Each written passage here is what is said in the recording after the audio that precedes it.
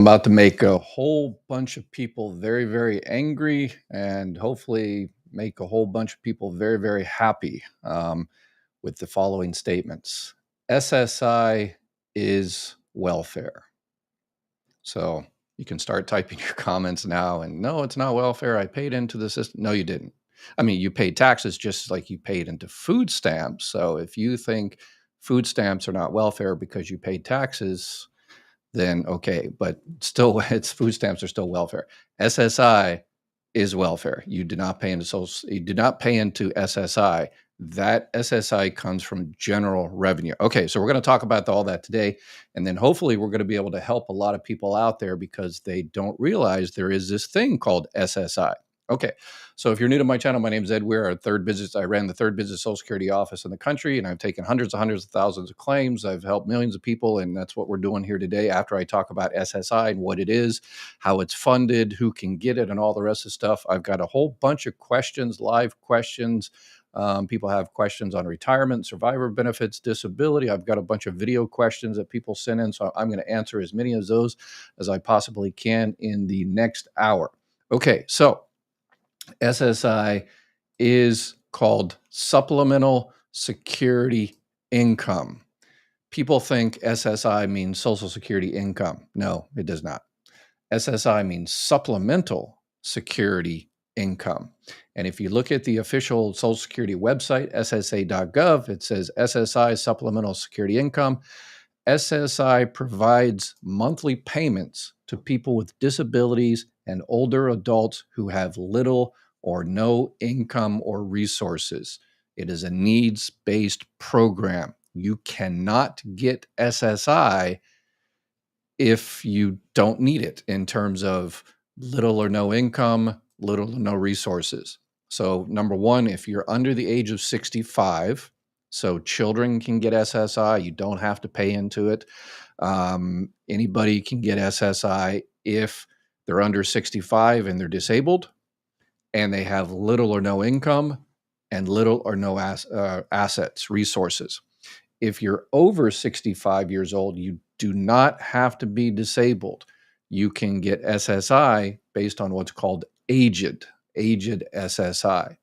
And then you can go onto my website for a lot of other details on it, mygovexpert.com. You click on, I've got a whole bunch of sections there. The bottom one on there is SSI. It tells you about the eligibility, the application process. Can you work and collect SSI? I'm going to get to some of that stuff today. For 2025, the maximum you can receive on SSI is $967. So that is the maximum you can receive from SSI. If you're a couple, a married couple, the maximum you can receive is $1,450. And SSI does not come from the Social Security Trust Fund. It does not come from your FICA taxes. All the other programs that Social Security administers does. So you're probably thinking that SSI means Social Security income, and therefore you're typing away, Ed, you're an idiot. So I paid into SSI. I paid into Social Security. Okay, yes, you paid into Social Security, but you did not pay into SSI taxes. I guess you did pay into SSI and general taxation, just as, you're eligible, I guess, to go get an Abrams tank because you paid part of the Department of Defense. But SSI comes out of general taxation. SSI was started in 1974. They just celebrated their 50th anniversary last year in 2024. Social Security was started in 1935. But SSI, Supplemental Security Income, was started in 1974.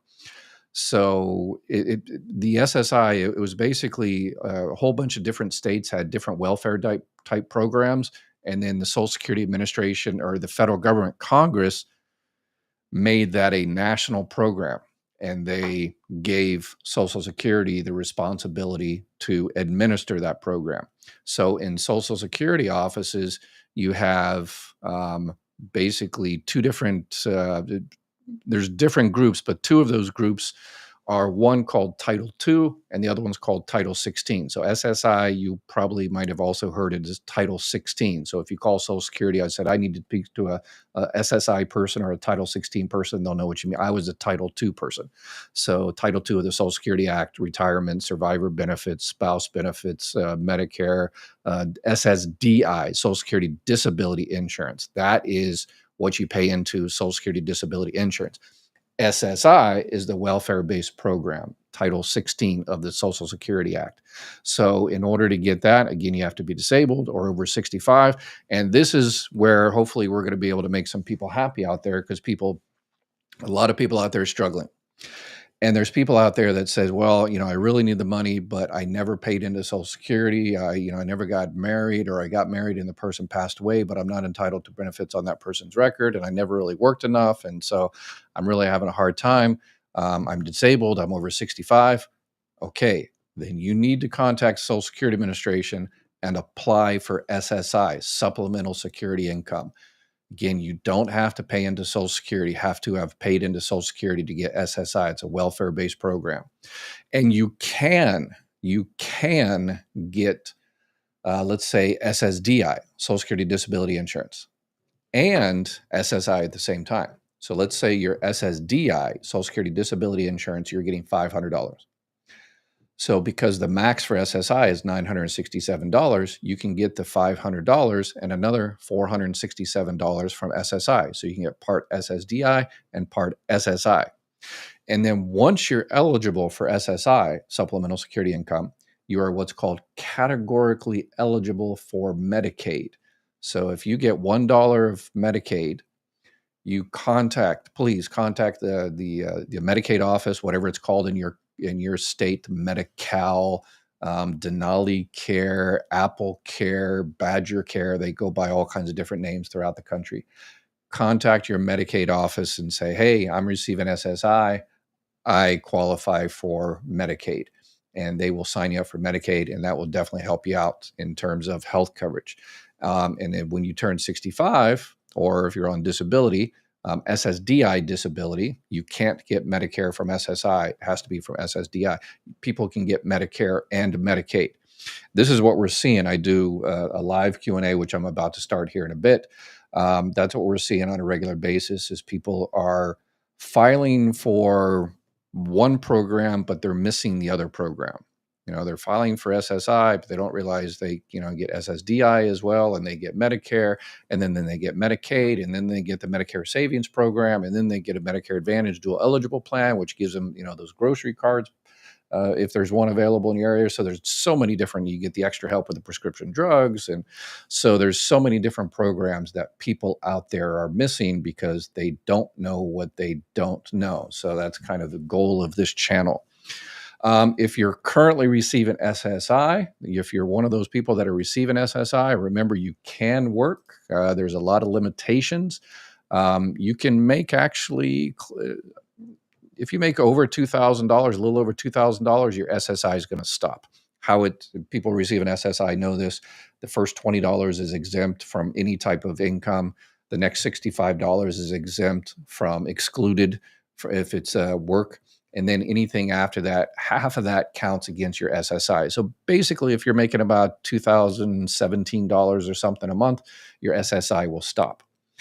And a lot of people, they can work, but their most important thing is their health coverage, to make sure they're taken care of in terms of health. So they're worried about their Medicaid stopping. And here's another thing I want to throw out there. There's this thing called 1619. So if you are receiving SSI and your SSI stops, your check stops. Your SSI technically doesn't stop, but your check stops. You get zero check. Then your Medicaid just might be able to continue, even if you're working. So if you're SSI, so you're technically entitled to SSI because you're still disabled, still 65, but in terms of disability, you're no longer technically you're still disabled, but you're not receiving a check simply because you're making too much money. Your Medicaid can continue. So Medicaid stays if you were SSI eligible before your earnings got to that level. you still meet the SSA non-financial rules, that is, that you're still disabled, and you need Medicaid to work. So people ask, okay, why do people get Medicaid if they're making money? Well, with SSDI, SSI, Congress has determined, well, if you go back to work, we love that. That's great. We don't have to give you an SSI check anymore. We don't have to give you an SSDI check anymore. It's great for the Social Security Trust Fund. It's great for the tax revenues. It's great for you. You go out there and make more money. You contribute to society. You pay taxes. But if all of that is because you're able to take care of your health condition, and that helps and that enables you to work, Congress has decided, well, we're not going to take your health coverage from you, because then you'll just go back on SSI and SSDI. So they decided, which is a very, very smart move, which is we need to kind of applaud Congress when they make a good law. But this is a good law that says, okay, if you're going out there contributing, making money, paying taxes and stuff like that, and all of that is because you're able to take care of your health care, then we're going to keep your health care going. Same thing with Medicaid, same thing with Medicare. So that is actually a good law. So people out there receiving SSI, they say, well, I don't want to work. I can make more money working, and that makes sense, but I don't want to lose my health care. That is not the case. So go out there. If you're able to work, contact your Social Security, contact your state Medicaid, and ask them about the 1619B. Go out there and make your life better. Okay, and then as usual, we have the best community on all social media. Y'all go out there and help people on a continuing basis. So go out there and your relatives, your friends, a little old lady down the street that is struggling with the $500 check, and say, hey, have you applied for SSI? You don't have to be disabled because you're 65. You can apply for SSI Aged and get some more money, even if you didn't pay into Social Security. That's the key. So let's start getting into some questions. And this is, I'm sure I've already got some questions. Every single day, my regular viewers know that anytime I get questions, people say, I'm receiving SSI.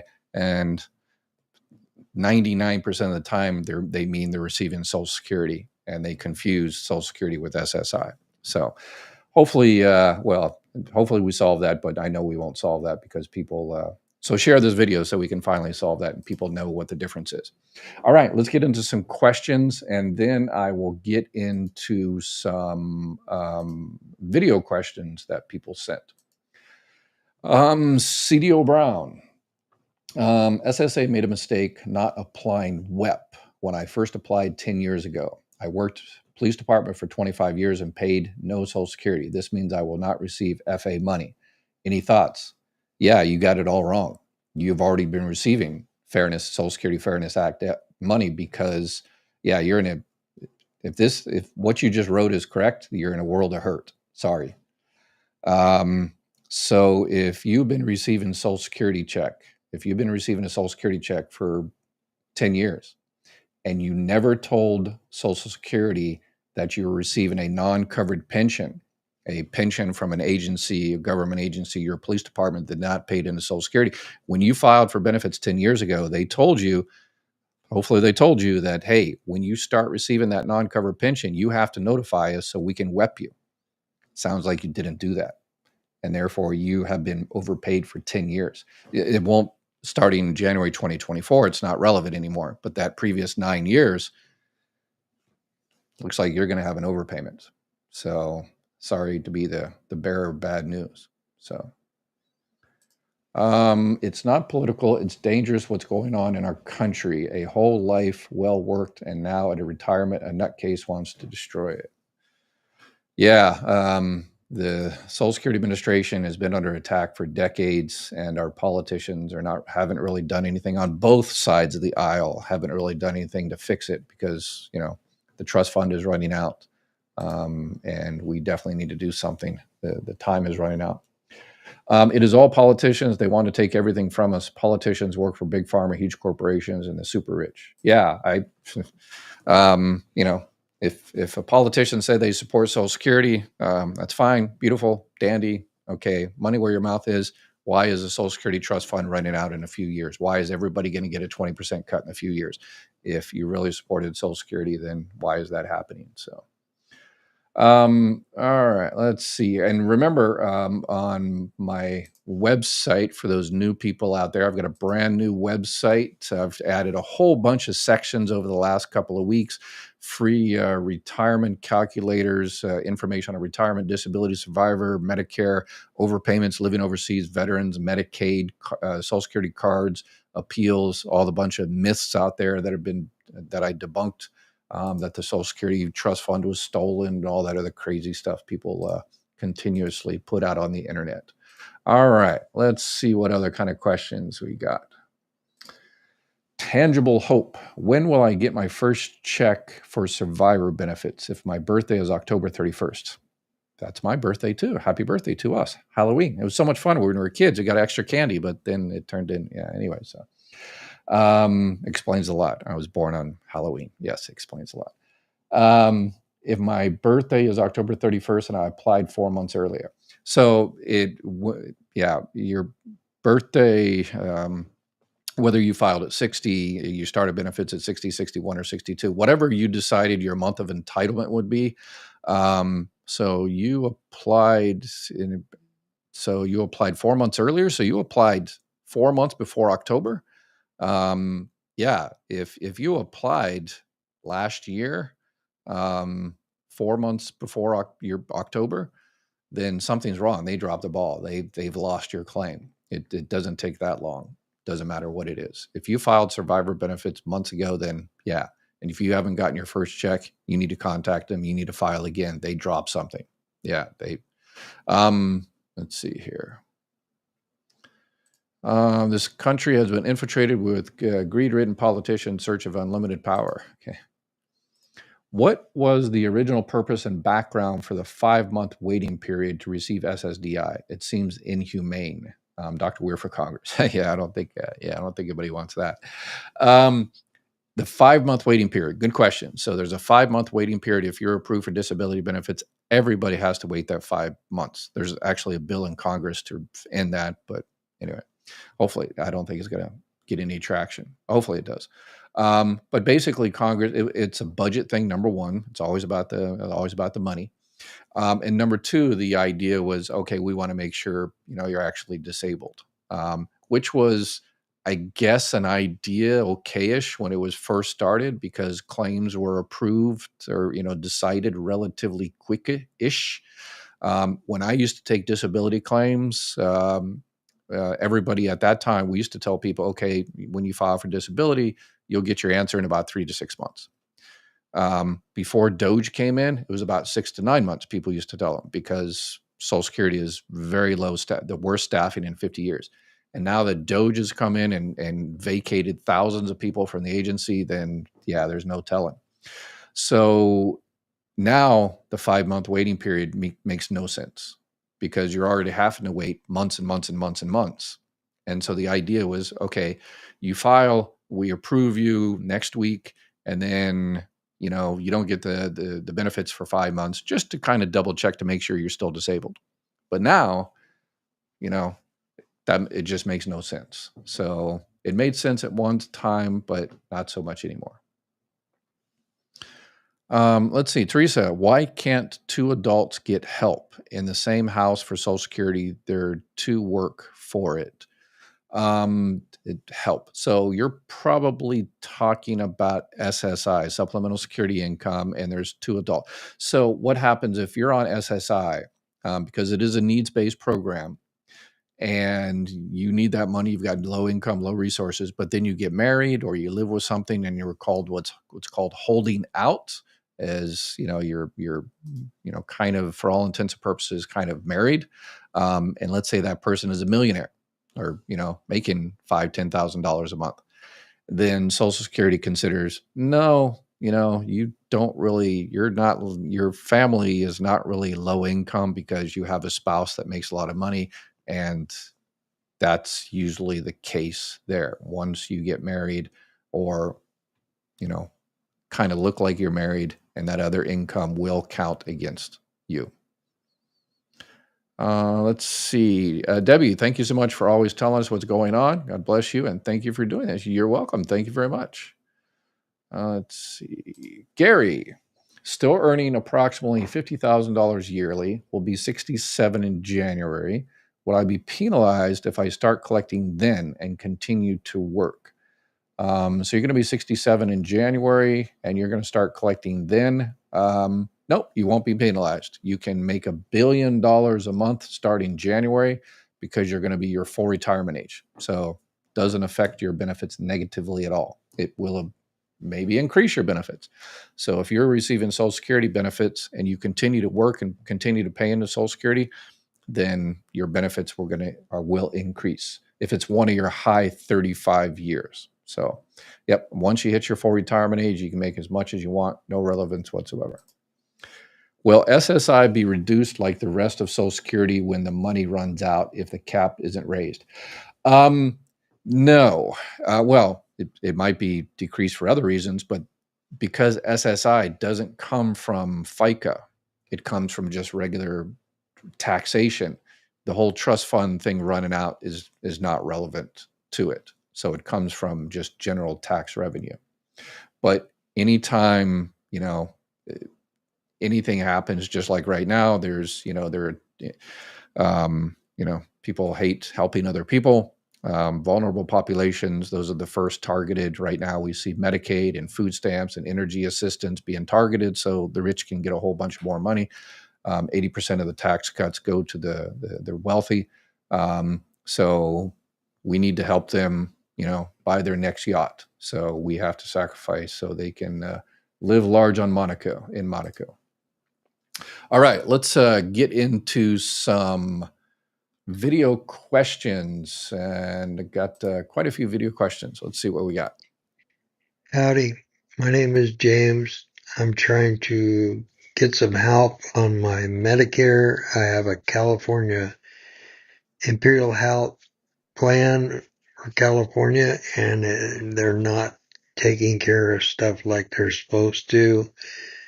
Even if I wind up in the hospital and I'm having surgery, that should be under Part A or B, I think, for my Social Security Medicare plan. Well, anyway, I am learning disabled and I do not read or write very good. So it's pretty hard to do this. So if you could get back to me, I would really appreciate it. Thank you. Have a nice day. All right. Yeah. So you have a Medicare Advantage plan, and what happens there is if you're going to hospital, it's strange. The hospital charges are covered by Part A. When your doctor comes in there and does stuff, that's covered by Part B. So if you have a surgery in the hospital, the surgeon and anesthesiologist and all that kind of stuff is paid for by Part B. The actual hospital charges are paid for by Part A. So I would definitely call your Medicare Advantage plan and file an appeal. And then you can call Medicare and say, hey, here's the deal. I've been trying to deal with this Medicare Advantage plan I have. They don't cover what I think they should cover, and Medicare might be able to help you out. I'm not sure if you had Chapter help you out, sign you up, or anything like that. But in this particular case, do me if you can't get it addressed by those two, call them up and file an appeal and say, hey, special population, I don't read and write well, and so I really need help over the phone. I can't file the appeal paperwork and all that kind of stuff, and they better help you out and help you file the appeal and go through all those procedures. If you don't get satisfaction through your Medicare Advantage plan, then call Medicare directly and tell them the same situation. And if Chapter helped you out, then you can definitely call Chapter first, and they will walk you through that entire process if you're a customer, if you've signed up through them. If not, if you don't get help the first two steps, if you're having problems, call Chapter. They help people out, but they're inundated. They get a lot of those type, and so they kind of focus on their members. But tell them I said make a special case for you because you're having a hard time. Tell him I'm going to use Ari's name. He comes here quite often and helps out. Tell him Ed and Ari said, see what they can do to help you out through the process, the bureaucratic process. But definitely reach out to your plan first. And then if for whatever reason it's just not working and that plan, it just they whatever the particular details of the plan and based on the details of your plan, they just can't help you with whatever. Then you need to find another plan. And normally you can't do that until October. You can't switch your plan until October 15th, and the new plan will start January 1st, but that's not going to help you now. There are exceptions if you moved, if you're on Medicaid, and you lost Medicaid, and you've recently, obtained Medicaid or something like that. Then there's exceptions to be able to switch your Medicare Advantage to a better plan that hopefully helps you out some more. So try all those avenues, and then get back, send me another video or something, and tell us what happened. Hey, Dr. Ed, Semper Fi. This is Doug in Dallas. I am on the site, and I'm looking at the lifetime income by claiming age. I did notice on here that you have just 3 options to claim at 62, 67, or 70. I am past the age of 62, but not yet at 67, and would find it very helpful if there was an option to select your current age or another age prior to the age of 67. So, 64, 65, 66. Love the tool, and thank you for putting this together and all that you do. All right. Thank you very much for that suggestion. So what he is talking about is on my website, mygovexpert.com. You click on the retirement button there, and you go into when to start, and it's got when to start benefits calculator. And let's say February 5th of 1961, and your benefit, let's say it's 15, pick a number there, and then you calculate the benefits. And this is what he's talking about right here. This graph is, so if you started those benefits at 62, here's how much you would make at, over your lifetime up until 88 is 324,000. If you started it at 70, yeah. So I've been thinking about that. So what he wants is saying, okay, well, what if I start at 64 or 66 or 65 or whatever the case may be? So I'm going to have to figure out a way to, because you can also go in there and figure out in the monthly benefits, how much your benefits are going to be based on, your particular age and the benefit table. But yes, I definitely need to add that as an option. So I have to do some computer programming, get my people to work on that, and maybe just put your age in there and say, hey, what age do you want to start? So yeah, I'll work on that. So thank you so much for that recommendation. I will definitely be working on that. All right, let's see what else we have here. Hello, Ed. I am from Claremore, Oklahoma. During the time when I did get my disability, I was living in Tulsa, Oklahoma. And anyway, I wanted to ask you, I had children that were minors, and when I received started receiving my check, I never got checks for my children. And I was wondering, why was that one? Because they were in school, they were in their teen, elementary, middle school. That's one thing I was really wondering about, and why they didn't give me a check for my kids. And the other thing is I wanted to know about is I see this thing on.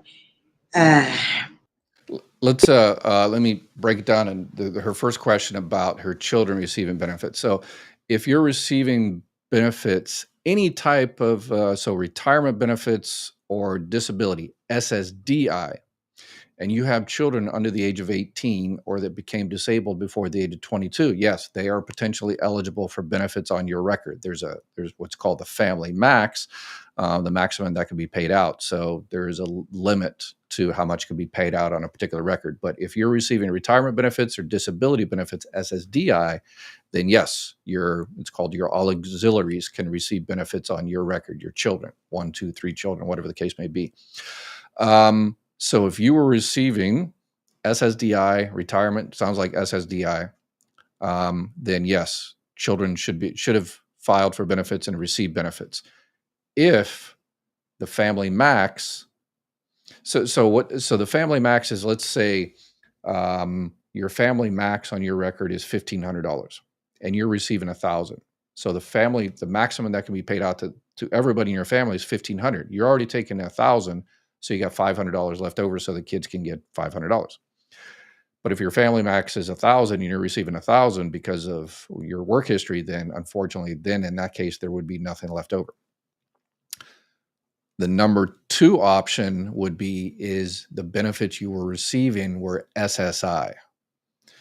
With SSI, there are no auxiliary benefits, no children benefits or anything based on that, because that's a welfare-based benefit. If your children were disabled themselves, then they could be potentially eligible for SSI based on their own qualifications. So if it's SSI, then unfortunately no. If it's SSDI, and so I would call Social Security and say, hey, when I was receiving disability benefits, how come my children did get benefits?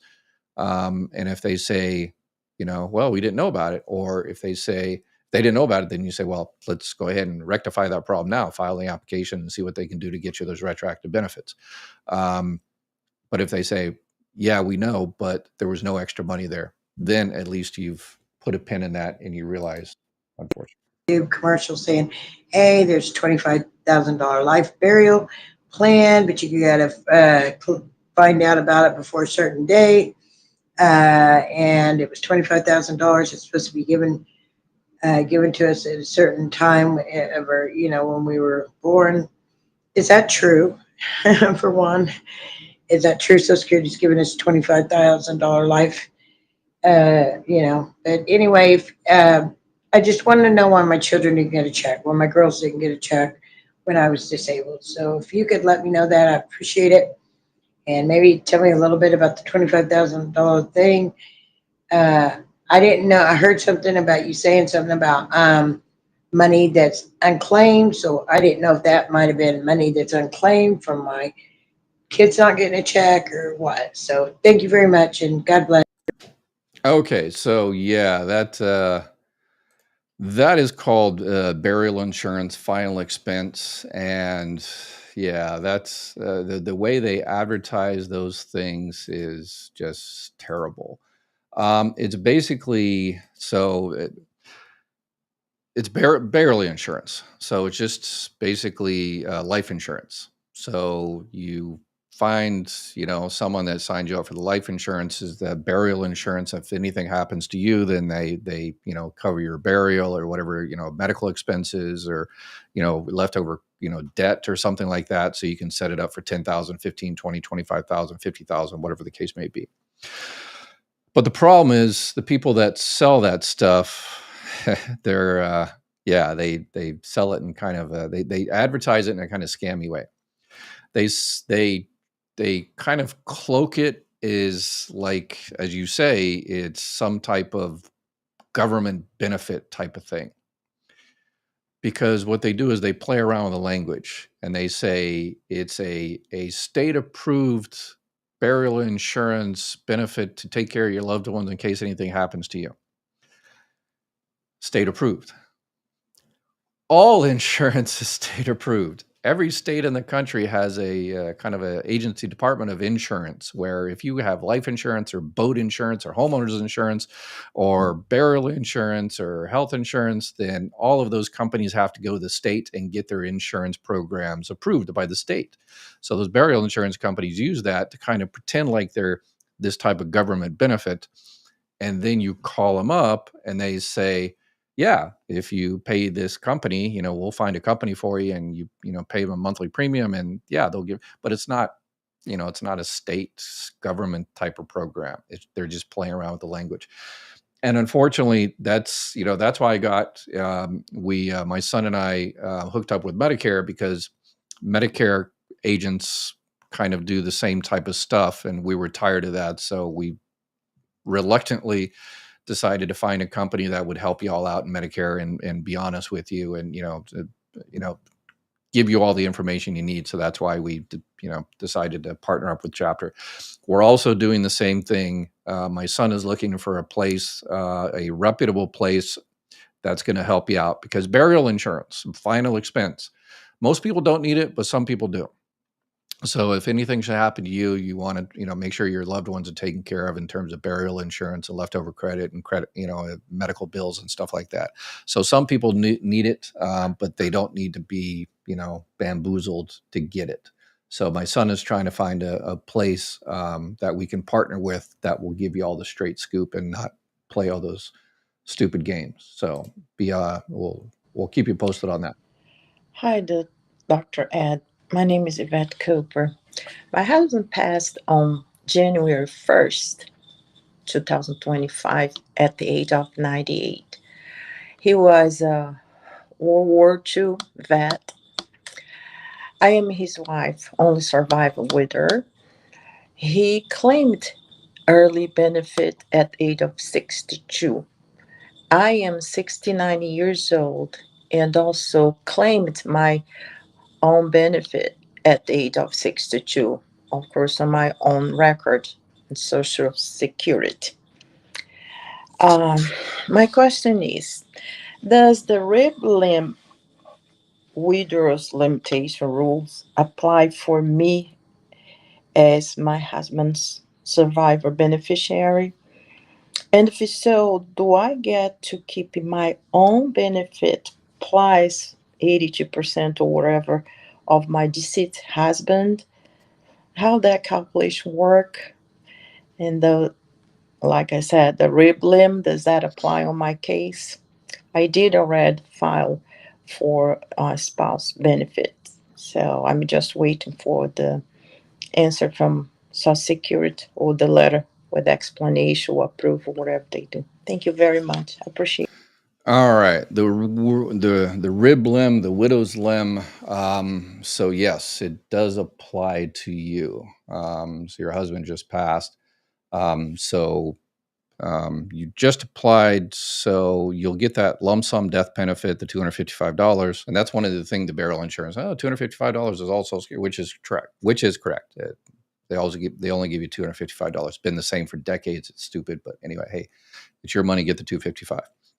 But in terms of survivor benefits, yes, the widow's limit sounds like it's going to apply to you. And what that is, it's kind of good. That is for survivor benefits. So you're receiving benefits on your own record. The survivor benefits are going to be more, so they're going to increase your benefit.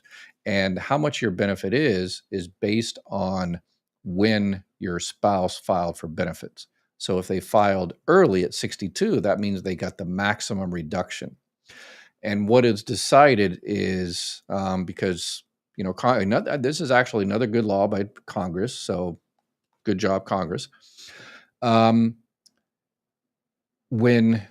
you're married and your spouse passes away, a lot of people think that, okay, when my spouse passes away, I'll get that person's check. Yes, but yours is offset. So you've got one spouse gets, let's say, $1,000, and you got another spouse gets $2,000. So you're getting $3,000 in the house. And then the one person, the higher wage earner, passes away, let's say, and you're saying, oh, I'll just get that check. Yes, you'll get the $2,000 check minus your own. So one day you have $3,000 coming in. The next day you have your $1,000 plus the difference, $1,000. So you'll have $2,000. So you're losing $1,000. So, and if that person filed early, then they're full reduction. So the WIB limb, that limitation, it's a good limitation, is they will, and rather than giving you that maximum reduction, they will reduce it to only 82.5% rather than the full 70%. So this is actually beneficial to you. And on my Social Security website, on my website, mygovexpert.com, I have a section in there on the overview. What is the widow's limb, the rib limb, and it tells you all about that. So in your particular case, they should apply that. It should be automatic. The rib limb, when you get your check, just make sure, it's not going to be, it'll be basically kind of what that person was kind of receiving plus a little bit more. So confirm that. So it does apply to you. One thing I want to caution people out there. So you're 69 years old, so this doesn't affect you. But for people that are eligible for those survivor benefits and your ex filed early, if you're 60, 61, 62, then you shouldn't wait to file for those benefits at full retirement age, because you're saying, well, if I wait till full retirement age, I'll get 100%. No, it stops increasing at basically 62 and a half. So if you've got friends out there that are eligible for survivor benefits and they're sitting around waiting for those benefits to increase to what they think is their max at their full retirement age, tell them to double check. Because if the C spouse file for benefits early, it might stop increasing at 62 and a half when the surviving spouse is 62 and a half. So it's a weird calculation. Survivor benefits are weird calculations, but there's a reason for it. So rather than this young lady getting the very reduced benefit of her husband, she's going to get a little bit more. So that is a beautiful thing. So good job, Congress, on on that at least. All right, let's do one more and then we'll get back to your live Q&A. Hi, Dr. Ed. Lavon from Connecticut.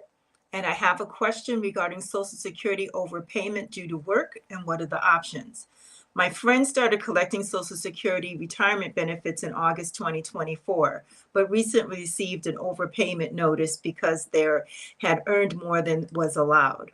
SSA has given them 3 months to pay back the overpayment, and they're lowering their SSA amounts. If my friend lowers their monthly earnings for the rest of the time and stay within the annual earning limits as well as the monthly limits, because I learned that from you, thank you, will SSA recalculate their benefits and adjust their overpayment to go back to the original amount? And when would that recalculation happen? Also, since this is their first time for overpayments in the first year, can it be appealed and ask for a waiver? Can they request a payment plan instead of paying the full amount at once? And what would happen if the overpayment isn't paid back at all? Looking for your guidance. Thanks, and I really enjoy all that you offer to the community. Have a great day. Thank you. Okay, so a lot of questions there. In terms of going forward, yeah, whatever you do to adjust your earnings now is not going to affect your overpayment, because that sounds like it's already a done deal. So if you've got an overpayment and they're saying, hey, pay us in 3 months, Social Security always says that. Well, actually, they send you the letter that says, here, pay us now. Bring us a wad of cash now. Don't take cash into Social Security. They hate cash. You can technically do it, but yeah. So you can file an appeal. So I would recommend, on my website, it gives you all the detail, all the forms, the 561 and the 632. So number one, yes, if that person disagrees with the nature of the overpayment, they can appeal it. It's an SSA 561 request for reconsideration, and you say, no, those calculations are completely wrong. I didn't do this other thing, whatever the case may be. And another person that did not make the first decision will look at it and review that case. But if that person was receiving disability and they're working, and yes, I made too much money, and you realize that you have been overpaid, then yes, you can. Number one, you can request a payment plan, and now it's easy to do it up to 60 months. So you can pay a little bit from your Social Security check if you're receiving Social Security every month for 60 months. If you can't repay it at all, you can ask for a waiver. It's an SSA 632, but two things have to be met. It's not your fault. That's, and you don't have the ability to repay it. So those two hurdles have to be jumped to get it completely waived. So those are the options. But going forward, it depends how old this person is. If, they're past their full retirement age, work is no relevance whatsoever. But if they're currently receiving benefits and under their full retirement age, it's important that they stay under the annual. The monthly is not relevant anymore. The monthly is only the first year you start collecting retirement benefits, retirement spouse benefits, surviving spouse benefits. It's only the 1 year, the first year monthly is applied. Everything after that, it's the yearly. So as long as that person stays under the $23,400, they will not accumulate a number overpayment if they're receiving retirement benefits. If it's disability benefits, then they have to stay under, the substantial gainful activity and all that rest of the stuff. And I have all of those gory details on my website, work incentives, the calculator, and all of that for that 100% free resources. So definitely check them out. Okay. So if you're asking how you do these questions, you go onto my website, mygovexpert.com, and you see the little button on the bottom left where it says question comment. You click on that and it opens up a little thing, and then you make a little video. And as you can see, I'm answering 100% of those. So I got 6 today, 4 or 5, 6 today. And I love y'all asking questions directly. I love seeing y'all's face. So I am prioritizing those. Okay, let's get back into the other questions. Let's see. Maria, I do pay Medicare Part B, and I lived in the Philippines. Should I get a hold of Social Security and the U.S. Embassy to get my Medicare card? Yeah, it's going to take forever. The federal benefits you in the Philippines. If you live overseas, I've got a section on living overseas on my website. But if you live overseas, it's always good to have like a virtual, mailbox in the United States. They get your mail. So you might be able to go online, go to Medicare.gov or SSA.gov and request a Medicare replacement card, and then have them send it. I don't think they're going to send it to you overseas, but they can send it to your mailbox or your friend's house or wherever the case may be. And then you can forward for them. But you don't really need your Medicare card, especially if you're living overseas, because you can't use it in the Philippines anyway. But if you really need it for some reason, then yeah.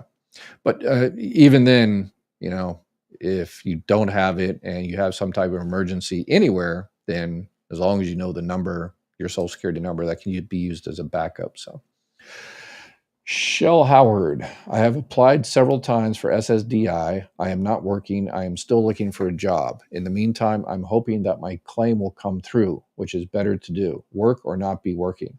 Well, working is always, get you out of the house, get you some more money and all that kind of good stuff. Everybody always wants people to work if you're able to.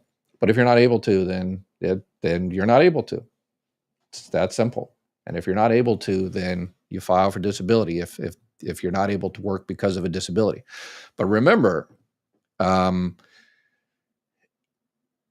disability, they say it's substantial gainful activity. So if you're working and making under $1,620, then you can still file for disability. And so Congress has decided that, well, if you're making, you're just barely working 2 or 3 days a week or something like that because of your disability, and you're just making a, minimum income, which is $1,620, we'll still qualify you for disability benefits.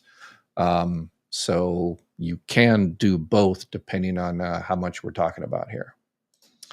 Clarky, I appreciate your service so much. Thank you. Appreciate it. I recently retired and the process was much easier for me as a result. Also used Chapter for Medicare assistance. Kudos to all your excellent job. Oh, thank you for letting me know. Yeah, that's one of the things that my son and I are doing is anybody we recommend to y'all we like to keep an eye on them and make sure they're doing the right thing. So thank you for letting me know. Chapter's been doing a phenomenal job. So I have been watching for a few weeks. I do not think Social Security is that bad off. Government is fear-mongering to get votes. You tried to provide some facts with our fear-mongering thrown in for views. Don't think it's that bad. If you don't think 20% cut for everybody in a few years is bad, then you don't need the money. So good on you. But there's a lot of people out there that if they're receiving $1,500 a month from Social Security, and if they get a 20% cut, yeah, they think it's going to be very, very bad. So I guess for you it's fear mongering because you're good. So awesome. But for other people, it's not so much. In Congress, we've known about this for decades, that the trust fund is running out. We've known about it for decades. But I agree with you. Politicians definitely fearmonger. They say, "Oh, Social Security is going bankrupt and insult." No, Social Security is going to be here for hundreds of years if we don't privatize it and give it over to Wall Street. The problem is, how much of Social Security you're going to get. Are you going to get 100% what you were supposed to get, or are you going to get 80% or 70%? That's the issue. But yeah, I agree. Politicians fearmonger, and they say it's all insolvent anyway. It's all bankrupt anyway. So let's go ahead and give it to our buddies on Wall Street so they can support me in my next election. So I agree with you there. Vegas Scott, good afternoon. Is there truth to the story of in 2026, SSA will not have the special monthly income limits and only have yearly for the first-time retirees? I haven't heard anything like that. It's still more talking about the monthly limits in terms of the annual earnings limit, the monthly. I haven't heard anything like that. There's always stuff happening in Congress where people pass bills, and social media out there, they review what's going on in Congress, which is good, and they tell you, hey, there's this one person that has this bill that wants to do X, Y, and Z, and then they make a video about it, which is good because like the 5-month waiting period thing. There's a bill in Congress, and so call your politicians and say, yes, that's a good thing. Let's it's a bill, and a bill's a bill, and it doesn't do anything until it becomes an actual law. Remember the old Schoolhouse Rock in the 70s? So if you all want to push that to make it a law, then that is a beautiful thing, and I am there with you 100%. What 20% cut on Social Security? Really? Yes, unfortunately. And that is not me saying this. This is the Congressional Budget Office. This is the Social Security trustees. Basically what it is right now, the trust fund is covering the gap of what comes in and what goes out. And the trust fund is savings, just like any savings. Savings don't last forever unless you replenish it. We're not replenishing it. So the trust fund is going to run out. That doesn't mean Social Security is running out. That just means the trust fund is running out. Social Security is a pay-as-you-go system. So people pay into FICA taxes every single day, and that money goes to Social Security, and that's what they use to pay your monthly benefits. But the gap is paid by the trust fund. So yeah, the politicians definitely fearmonger that type of stuff. I agree on that part. Let's see here. Ed, any thoughts on the executive order for the VA? Democrats can be denied treatments. Single woman too. What is this all about? Yeah, there was the Guardian newspaper did an article on that, and they did a subsequent article the next day, within the last 24 hours, where the VA reached out to them and say, no, that's not the case. What it is the VA says, hey, we're not going to discriminate. Prior to this, they said they're not going to discriminate based on politics or marital status and stuff like that. But in the official regulations, they took out the politics and the marital stuff. So they took out some of that stuff. So theoretically, if a doctor somewhere in the country decides that you walk in there with a, Make America Great Again hat, or a not Make America, an anti-MAGA hat, then theoretically, according to the new law, the doctor could say, no, I don't want to talk to you. So previously they couldn't do that. So Yeah. I'm keeping an eye on that. So all the veterans out there, all my veterans out there, if you see this actually happening, please let me know so we can keep it, and I'll make a video on that, and then we'll see. But hopefully it doesn't happen. It's just, just flooding the zone.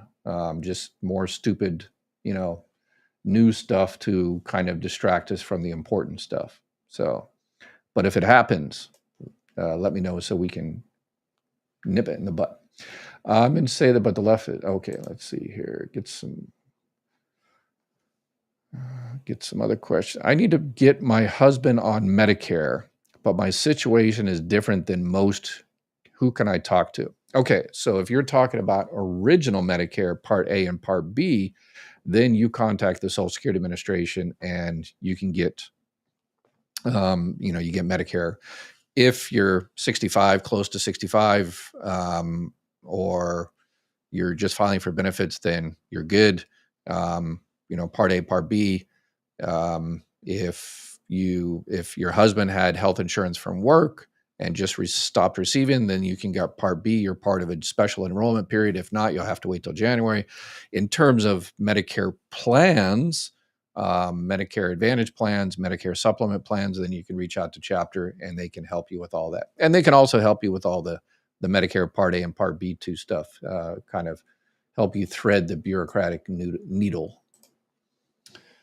Bella, hey Bella, how we doing today? Bella's one of our awesome regulars that has probably helped so many people out in the community, this community and her community, because she gets all this information and she goes out there and she shares it. So she is awesome.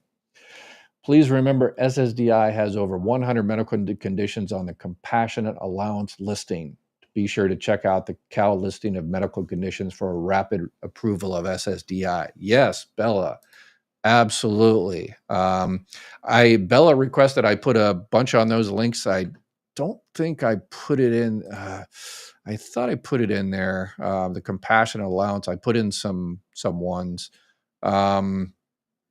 What types of disabilities? Yeah. So I put some of the ones in there. I still need to put the link in there of what types of disabilities we're looking at.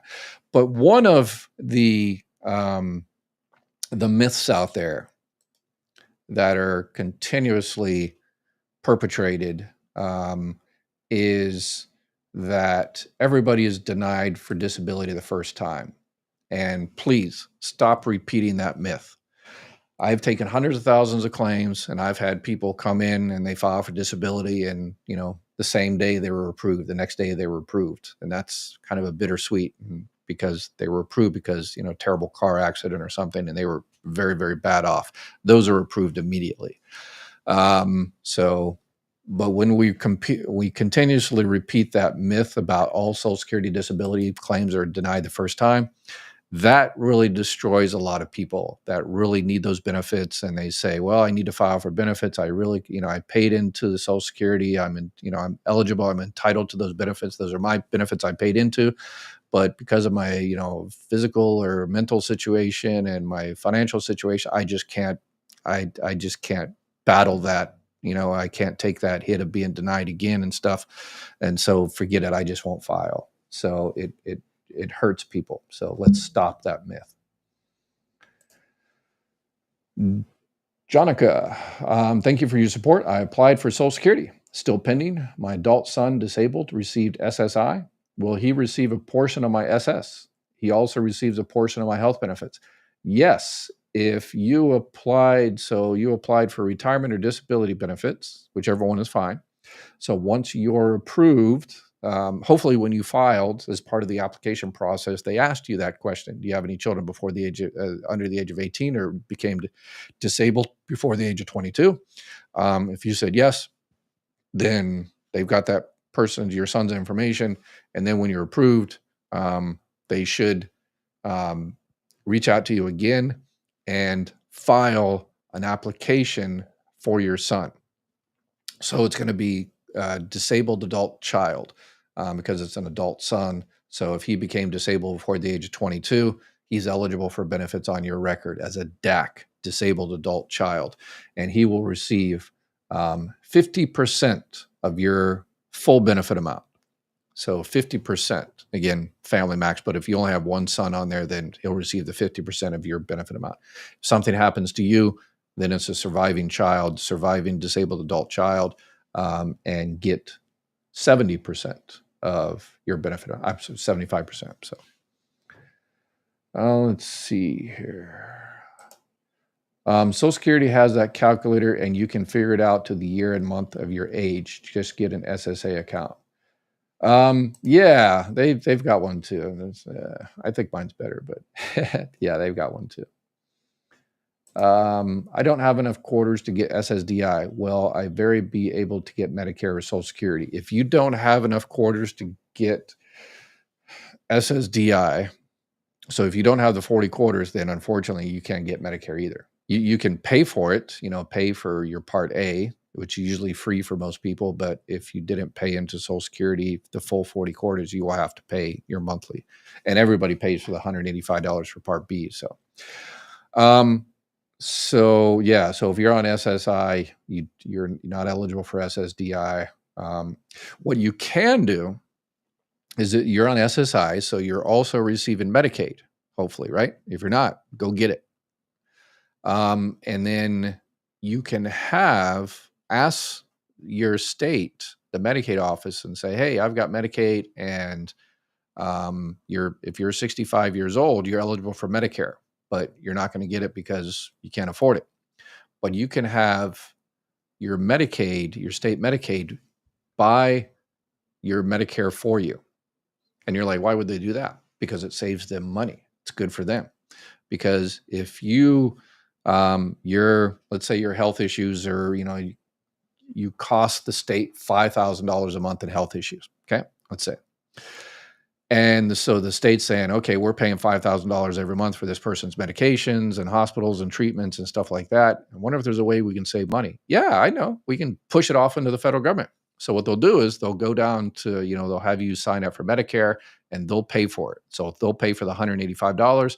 And if you don't have, not eligible for Part A, they will pay for that, $400 or $500. So, they might have to pay $800, $600, $700, $800, depends on how many quarters you have. They'll pay $600 or $700. And then the federal government will pay a lot of those charges. So they might save, $6,000 a month.